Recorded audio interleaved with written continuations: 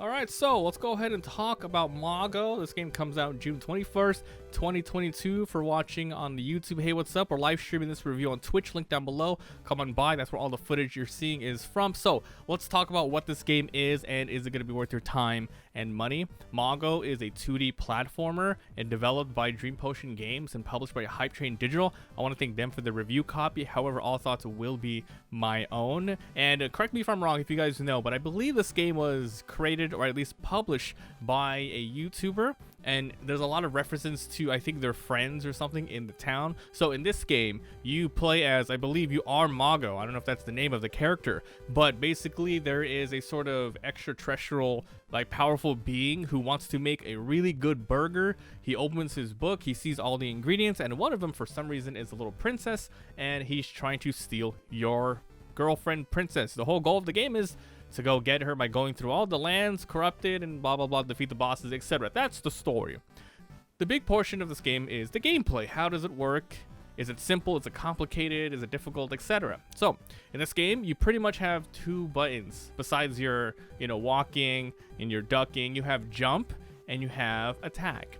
And the attack in this game is a sort of wand, a star wand, which you can upgrade later. But basically, it interacts with the environments and enemies in different ways, depending on what they are. You can hit a regular enemy and maybe they'll get stunned, so you can have an opportunity to jump on them to defeat them. Or you can attack environmental hazards to grow vines, to knock down rocks, to do a bunch of whole platforming. And that's basically it. The game is not complicated. It's a throwback to the old school 2D nostalgic pixel graphics type of games.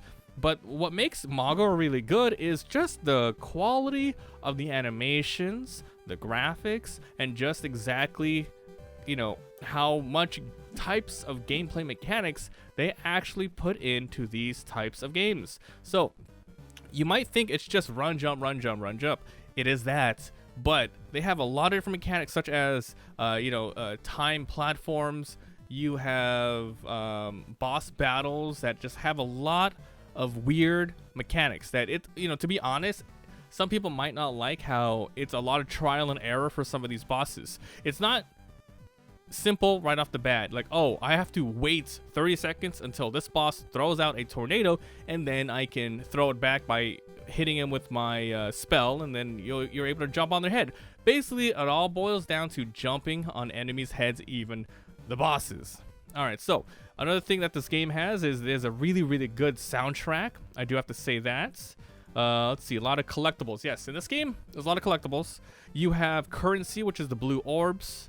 There's also, which give you one currency each. You can also get like moons, which is like cost 3 each, and gigantic coins, which is like 100 each. All these collectibles and all these currencies is used to unlock things. You can get costumes, which basically just changes how you look. It can range from just a color swap to a little bit of pieces of here and there, but basically your character is always going to look like a little bit of a mage guy, which is pretty neat. You can also get an upgraded wand later on, and you can get better sort of HP. You can increase your HP pool by finding and getting these collectibles. Besides the currencies, you can find little minions in the game. They're kind of like toads that you would find in Mario or something like that. Or like, what's another game that has them? Like Banjo-Kazooie, those little jinkies, I forgot what they're called, little guys, but basically they're in each stage. You collect them, and then you go back into the town, which is called Musicalia, and then you talk to the gigantic furball, and then you collect rewards from it, which is usually, like I mentioned, permanent HP up. One thing that I really like in the game that they have here, besides like each stage, and it's around like 1 to 3 stages per biome, and you can go to different biomes, such as, basic forest that's themed to like garden stuff. You got snow, mountainous biomes, also like riddled with lots of different dinosaurs. And then you have like steampunk mechanical swamps and so on. You keep going all down that route. But there's like 3 levels per. And at the end, there's an optional sort of tower that you can go to. Now, this tower is really difficult, and you have to pay some currency to go in. But basically, it kind of plays like WarioWare at that point, where you have 4 different types of little small mini games within the giant stage. So let's play. Let's say you pay $50 to go in. 50 currency to go in. You have 2 minutes to do as many things as you can, and it goes one stage after another. So it's like get to the end, like race through a it's not procedurally generated. They have a bunch of different like tile sets. So you race through, you get to the end, and you can defeat enemies and get to the end. You can collect stuff, get to the end, and basically you have to dodge enemies and get to the end. In between those stages, you can be collecting more health via like getting rid of more time, so it's like a risk reward type of thing.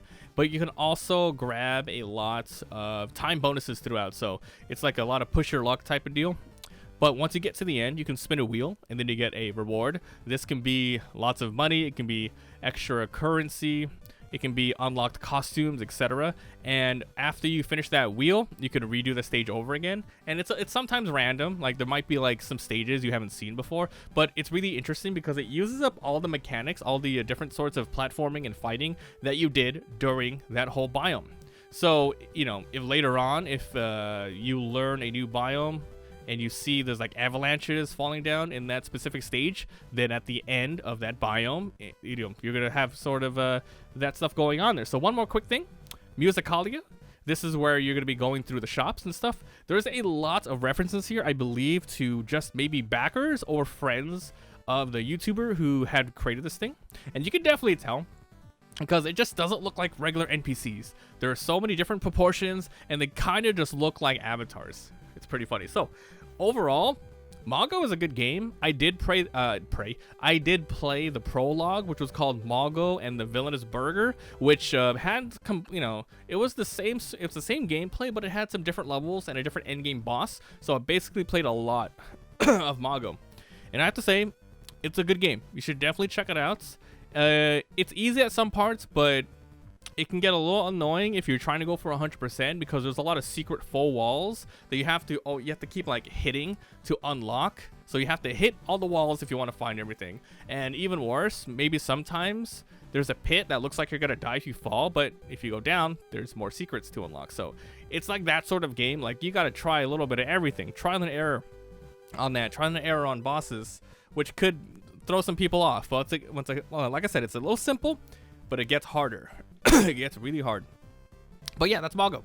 So if you guys enjoyed, leave a like. It helps a lot. If you haven't sub for daily videos, come by Twitch where all this is being streamed. I'm even recording this review live. And if you want to see the gameplay, I'll be uploading it on the Let's Play channel. Also, link down below, Discord, blah, blah, blah, everything. So thanks for watching, and we'll see you guys next time. Bye.